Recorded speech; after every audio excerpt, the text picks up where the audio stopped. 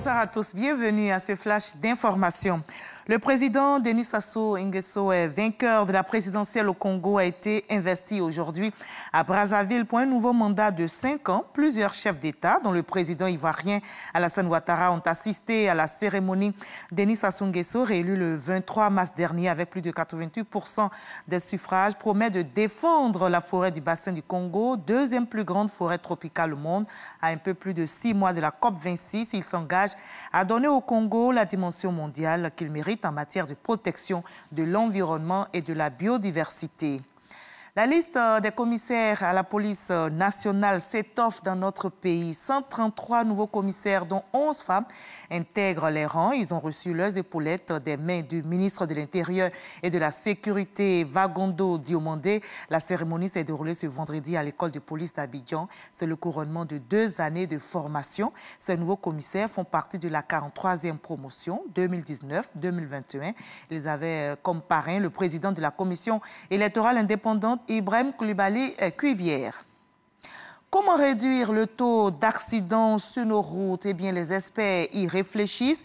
Le gouvernement ivoirien a décidé de mettre en place un système de transport intelligent.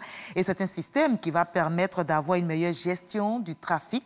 Des caméras radars seront installées. Des lois sont justement en préparation pour donner une base légale à ces vidéos. Verbalisation, nous rapporte l'enseigne Bakayoko. Dans le domaine des transports routiers, les embouteillages représentent un coût socio-économique important en termes de pollution de l'air, de consommation de carburant et surtout de perte de temps par les usagers. Ce système de transport intelligent qui fait référence aux applications du numérique vient résoudre les problèmes de mobilité et de sécurité. Il s'agit d'implanter un certain nombre d'équipements, de dispositifs permettant notamment d'améliorer la gestion de la congestion routière, de mettre en place un système de gestion d'une fourrière administrative et moderne permettant d'assurer une meilleure fluidité au niveau donc de la circulation.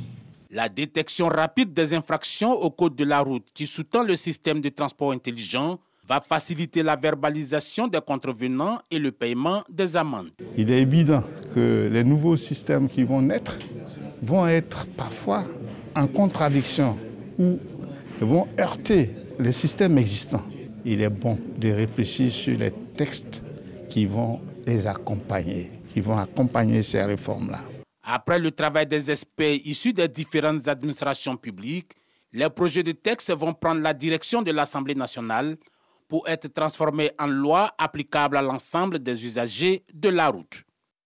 À l'étranger, au Mozambique, de nouveaux affrontements ont eu lieu dans la ville de Palma, dans le nord-est du pays. Ces violences surviennent 3 semaines après l'attaque djihadiste qui a fait des dizaines de morts et des milliers de déplacés. Palma et ses alentours semblent être ainsi sous la menace avec ces nouveaux accrochages.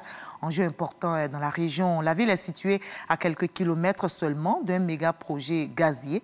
Mais les autorités mozambicaines rassurent les populations sur le renforcement de la sécurité dans cette partie du pays.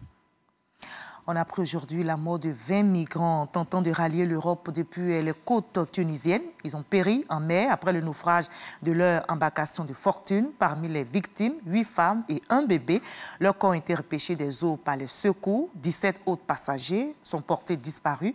Les recherches ont été interrompues en raison du mauvais temps et devraient reprendre demain samedi. Plus de 200 migrants ont péri en mer depuis le 1er janvier 2021 selon l'ONU.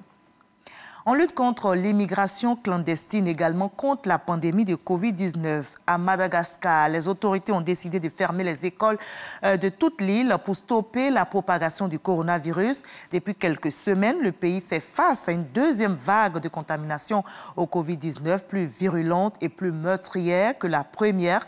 Une décision qui soulage parents et professeurs des zones les plus touchées par la pandémie, mais les risques de décrochage scolaire inquiètent aussi.